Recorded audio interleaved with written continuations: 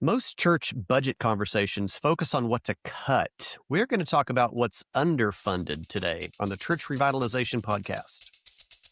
Hello, and welcome to the Church Revitalization Podcast, brought to you by the Malphurs Group team, where each week we tackle important, actionable topics to help churches thrive. And now, here's your hosts, Scott Ball and A.J. Mathieu. Welcome to the Church Revitalization Podcast. My name is Scott Ball. I'm joined by my friend and co-host who likes to live dangerously. I do live dangerously. A.J. Mathieu. Which doesn't have anything to do with anything. No, and it's a bit of an inside joke. Always good to start off the episode with a joke that makes no sense to the listener. That endears the audience, doesn't it? Like we don't know what right. they're like, talking about. What are they talking about? Don't worry about it. You don't need to know. Okay, today we're talking about but you know what? I'm going to peel back the curtain just... Oh, good grief. Now we're sidetracked. 5 centimeters. Okay? What? This is the third episode that we've recorded today. That's true. Yeah, we're a little slap happy, I guess. Yeah. Oh, well, if you listen to the last episode, we're going to pull it together. It's going to be tight. This episode's going to be... Although I think it was probably pretty fun. It's always fun for us. Yeah. Who cares? But was it fun for you? I don't know. All right. So today we're talking about 3 budget categories that churches consistently underfund. One thing that you don't want to underfund, though, is your subscription to the Healthy Churches Toolkit. Yeah. You want to go to healthychurchestoolkit.com, sign up free for 7 days. So you don't even have to fund it. For 7 days, it doesn't require any funding whatsoever. Out of the budget. Yeah. After that, you want to fund it, though. Fully funded. Yeah, because it's actually going to help you with some of the things that we were talking about today that are underfunded. That it will, Scotty. Yep. Okay. That it will. All right. So, and maybe we'll bring up those things as we go along. So just be one long ad for the Healthy Churches Toolkit today. I'm just kidding. All right. Underfunding. Budget areas that are underfunded. First one, leadership development. Scott, It never is a forethought, always an afterthought, sometimes not an afterthought. Yeah, sometimes not a thought at all. This is a problem. Like, ironically, churches, maybe the number one, not usually, I don't know that I've ever met a church where this wasn't the case. The top budget line item for churches is personnel. Mm-hmm. That's the most expensive thing there on the budget. And so you're spending a lot of money on staffing, even if you just have one staff person, and even if they're just it's one bivocational person, they're still the top line usually on the church budget. And the challenge, though, is that we aren't spending any money developing that person or those people. Mm-hmm. And so we're chronically underfunding leadership development, and it can actually compound the problem. Because we, especially this is true in larger churches, every time there's a leadership need, the instinct is to hire, find someone else, put someone on a stipend, get a part-time person, hire a full-time person, add a new department. And because we aren't actually developing any leaders, there's all kinds of things that could happen in churches with volunteer help that don't happen at all, because the thought is it has to be hired in order for it to be good. Mm-hmm. And so if we were funding leadership development in the church the way that we ought to, the staff themselves would have increased competence and capacity. We would have increased volunteer capacity. Our elders would be more effective. Our deacons would be more effective. It would be a boon for the church. Yeah. But the investment in leadership development is very little. Yeah, I agree. Man, churches that are really intentional about developing leaders, it always has evidence. It just pays dividends. And I always think of one particular guy from a church I was previously at for a long time. My family was at that invested heavily in leadership development. I mean, Scott, I wouldn't be here today if it wasn't for the investment that they made in leadership development. But this other person, was just a high quality person and went from being, just another guy to getting into leadership in the church, became an elder, ended up sensing a call to ministry, and the church continued to support him through that. He ended up going through seminary, became a staff pastor, and has just excelled at, each level that he continued to go. That's not going to be the majority of people, but how many could it be in your church? I think probably the perspective from a lot of church leaders and pastors is that would just be so rare that would happen. Like, who in our church is just really going to want to rise to that level of leadership or even become a pastor? Yeah. I don't know. Do you? You probably don't know. So Yeah. I just think it's worth investing in people to help them rise to the maximum level that they're called to and have passion for and gifting towards. Yeah. Listen, I would say that there's not a single person who's on staff in a church somewhere who isn't there because someone tapped them on the shoulder and said, I see potential in you. Yeah. And there are all kinds of shoulders that have gone untapped because we don't want to bother anyone, or the staff feel threatened when we start sharing leadership, or we never have any turnover on our board. Once you're appointed for life, and we never let anybody else in. There's 100 reasons why a shoulder goes untapped, and that is not the model that we get from Scripture on what it means to raise up leaders. Yeah. From the Old Testament and the New Testament. That's right. That is right. Absolutely. And you know what? Well, we've got probably the number one thing that church leaders complain about is the number of volunteers that they have, the heavy burden on a few. And then we have this impending, and statistics show, we have this impending cliff of people entering the pastorate in the coming years. We've got a generation of pastors that are nearing retirement age or end of life, I'm sorry to say. And there is a gap between who's there to fill those shoes. So the church is in trouble in leadership development, and the proper funding of it is the answer. Right. Totally agree. Yeah. All right. Number 2, let's talk about guest experience and first impressions. Now, I know that you might go, no, we're funding that plenty. And I want to maybe point out some areas where you're maybe not, because you might be thinking, well, look, we've got, text in church, or we have pastor's line, or we have, one of those numbers, or maybe you have invested in tapconnect.church. Go with ad. Look at that. Tapconnect.church, a partner of ours. They got a little sticker so you can put on the back of the seats that you can connect with the guests, get their information, and then kind of forward them on to a landing page of your choice, and also track your attendance. That would be tapconnect.church, and you can save 10% by using code TMG10 at checkout of any plan. What? So did you just say 10% savings? I said, 10%, 10%. Yeah, using code TMG10. Code TMG10 at checkout. I just want to make sure I heard you correctly. You heard me. You heard me right. Okay. So you might be thinking, look, I've got tapconnect.church. I've got I've got text in church. I've got this. I've got that. Well, I'm spending money on first impressions. Scott Ball, what are you talking about? And I want to contend that there may be some areas in first impressions that you maybe haven't spent some money that are really hurting you.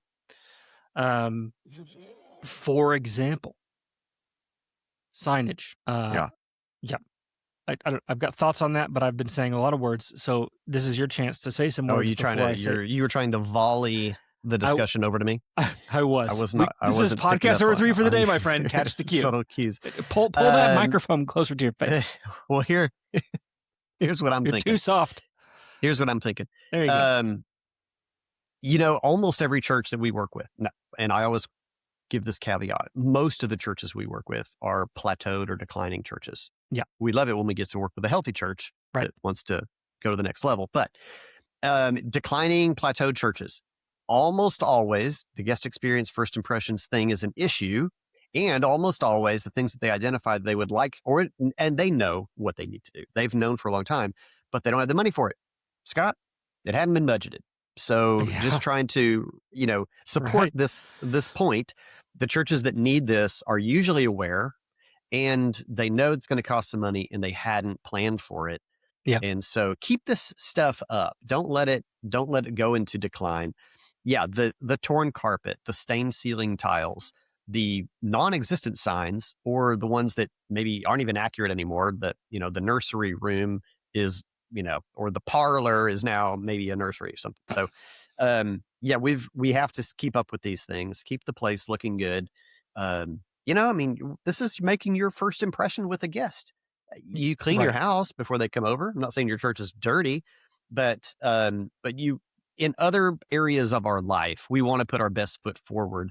But sometimes in the church, we let things decline physically. Mm-hmm. That we should have, try to keep that budget line item up over the years so that it just continuously is kind of fresh, looking good, ready to receive.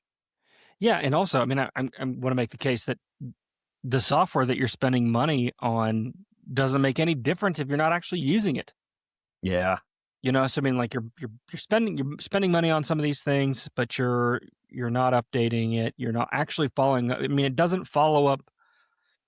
I was about to say it doesn't follow up with people for you. I guess you can set up some automations on a lot of this stuff, so it kind of is, but that's not all of it. There's some human stuff that should be happening in a good follow-up system that's not entirely automated. Yeah. The signage is so important because you're used to whatever your situation is. I was just at a church recently, and it's not entirely their fault. They meet at a facility that they don't own, which makes it harder. But finding this place, finding where they were meeting, you have to want to be going to this place. You're not probably gonna just stumble upon it. You had to be walking by. You had to be by chance walking by to see their sign, and then maybe you would know it was there.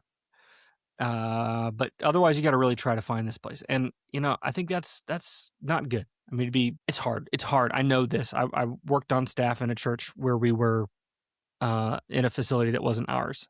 You have to work extra hard to make yourself noticed. That's a tougher scenario. It's not a problem you can't overcome, but that's tougher. Yeah. Right. But that's why you got to budget some money and go, okay, are we doing this?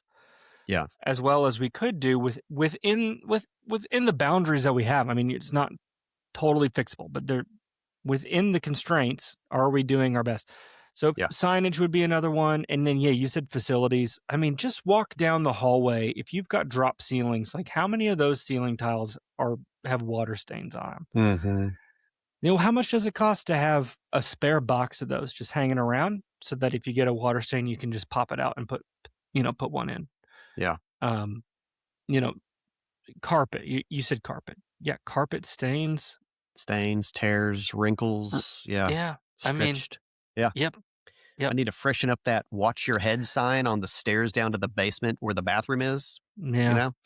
Yeah. Yeah, exactly. Yeah. If you've you might think this is not serious, but I'm totally serious.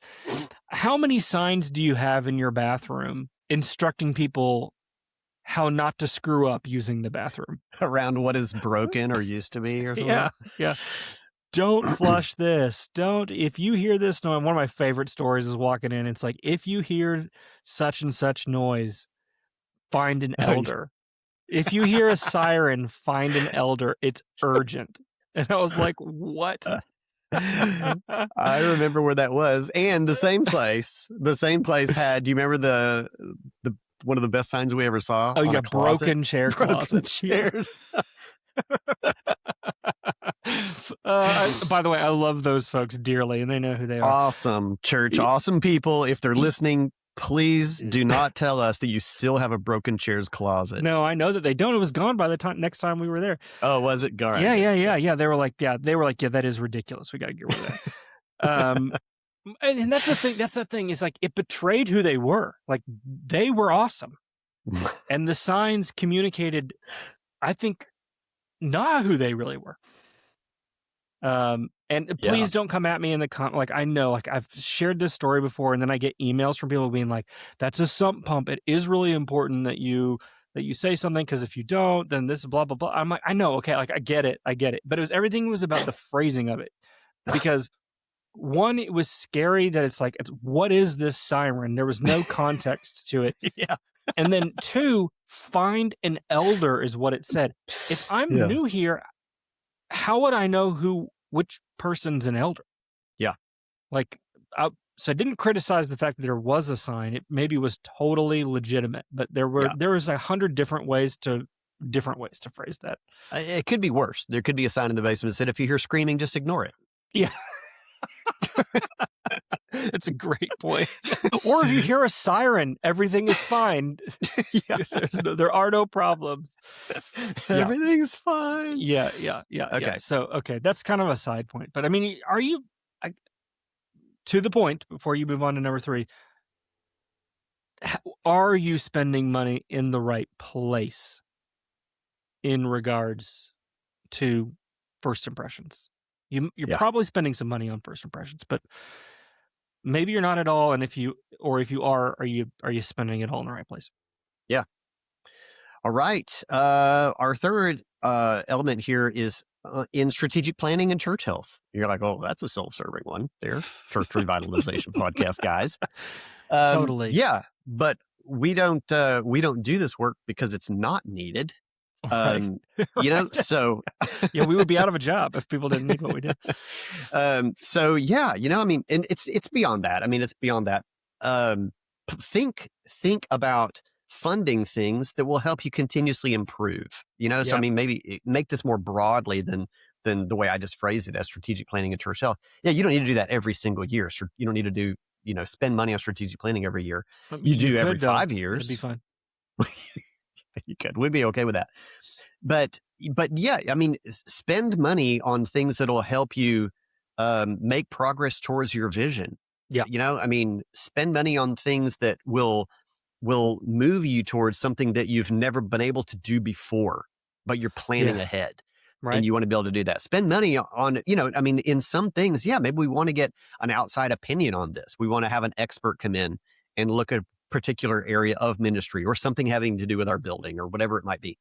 So get it outside of yourself and look for experts when needed and ways that you can innovate and move the needle forward in discipleship and disciple making. Yeah. I've really believed this firmly, that there are so many positive downstream effects of taking the time to do strategic planning. And I know that that's biased for me to say, but I've worked with enough churches and I've done this long enough to see the negative consequences of a lack of planning. Not just in terms of maybe declined giving, which is a consequence, or declined attendance, but also declined impact, lower morale, lower volunteer recruitment. I mean, you can't name an area of church health that isn't worse when there's no planning. And so I genuinely say this with no self-interest, because I don't even care if you use us or not. That's not true. I'd love for you to use us. But even if you didn't use our resources or work with one of our guides or sign up for the Healthy Churches Toolkit, it's free for 7 days at healthychurchestoolkit.com. Even if you did none of that and you did something else, I'm so convinced that there would be positive downstream effects on every area of your ministry that it's just kind of foolish not to spend a little bit of money every year or every few years to do real planning. And here's what real planning isn't, because I feel like people are like, well, I do a retreat once a year with my board. That's not enough, because if you just get together once a year and you throw some ideas out there, but you don't have a plan for actually executing them, you don't budget around executing the plan, you don't create action plans around the plan, you don't assign owners for tasks, you don't actually have a plan to execute the ideas, then you don't have a plan. You just have ideas. Those are not the same thing. And so, and if you're like, I don't know how to do that, that's why we exist. That's why groups like ours exist, to go, we can help you go from ideas on whiteboard and kumbaya moments to actually making an impact and gaining some momentum. So it's 100% worth it. When it's done correctly, it pays for itself. it's 100% something that you will get a return on that investment if you do it correctly. So I know that I'm biased and I recognize that, but I promise you, you will not regret investing in a good strategic planning process. You won't. Yeah, I fully agree. You've convinced me. Sold. Well, you know what? I mean, the Healthy Churches Toolkit would be a small percentage of even a small church's budget, and provide resources in there. Well, look, our church ministry analysis, we didn't even talk about, budgeting true. for assessment. You get the church ministry analysis in a plus account on the Healthy Churches Toolkit. You can do that annually and be able to track progress. Mm-hmm. But I mean, there's training courses in there for leadership development and for strategic planning processes, all the resources. Project management, manage your leadership teams. I mean, there's all kinds of stuff in there.